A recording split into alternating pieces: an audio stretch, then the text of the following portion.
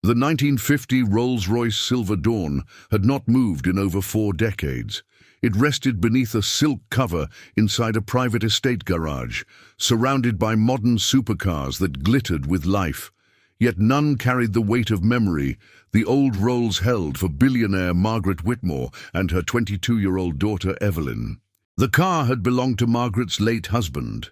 It was the vehicle that carried them to their wedding, to the hospital when Evelyn was born, and later to the cemetery on the day grief became permanent. When the engine died years ago, Margaret refused to sell it. Some things weren't meant to be replaced. Restoration experts had tried. Renowned collectors flew in, charging staggering fees. Each promised miracles and each failed. They blamed obsolete parts, irreversible corrosion, and emotional attachment clouding judgment. Eventually, the garage door stayed shut. The Rolls became a relic instead of a dream. One afternoon, while visiting a rural auto yard to inspect land Margaret planned to buy, Evelyn wandered away from the conversation. She noticed a man working alone under an open shed, surrounded by old engines and rusted frames. His movements were slow but precise, almost reverent. His name was Thomas Hale.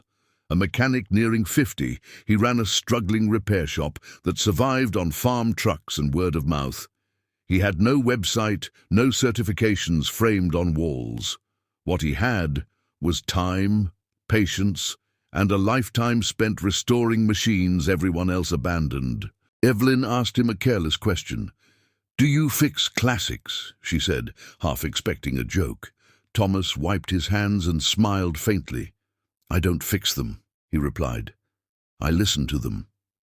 The answer stayed with her longer than she expected. Back at the estate, Evelyn told her mother about the mechanic.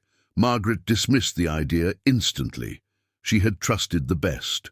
What could a rural mechanic offer that experts couldn't? But Evelyn persisted, not with logic, but with hope. Eventually, Margaret agreed to let him look. Just look. When Thomas arrived at the estate, he paused at the garage entrance. He didn't rush toward the car. He stood silently, absorbing the space. When the cover came off, he exhaled slowly, as if greeting an old friend. He asked no questions. He touched nothing at first. Over several visits, Thomas inspected the Rolls with almost surgical calm. He refused to start the engine. Instead, he studied the wiring, the fuel delivery, the handcrafted carburetor. He noted patterns of wear that told a story of rushed repairs long ago and patient neglect after. Margaret watched from a distance, skeptical but curious. Evelyn stayed closer, fascinated by the way Thomas spoke to the car under his breath.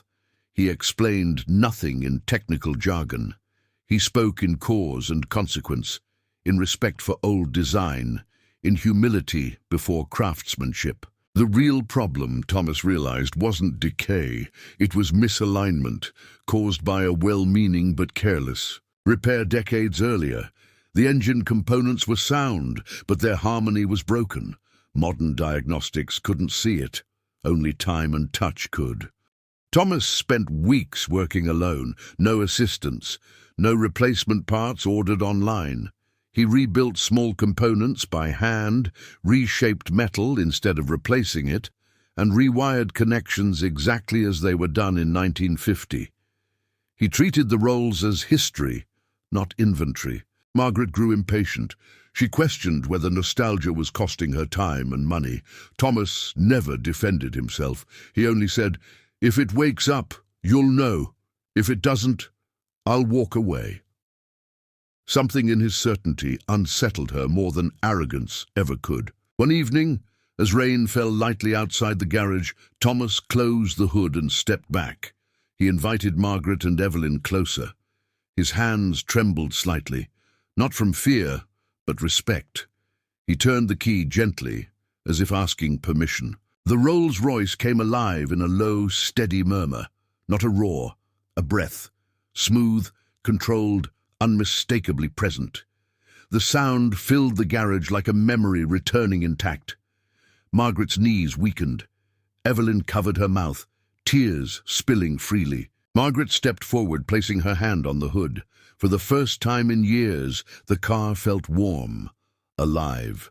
She didn't thank Thomas immediately. She couldn't speak. Some moments demanded silence more than gratitude. When she finally turned to him, she offered a blank check. Thomas shook his head. "Pay me what it's worth to you," he said quietly, "not what the world says it costs." Margaret wrote a number far beyond fair.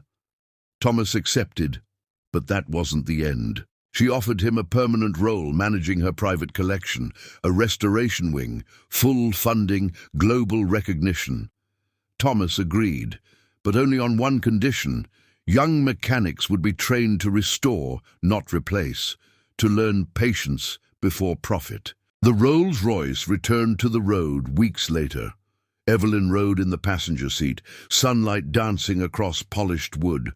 Margaret sat behind her, peaceful for the first time in years.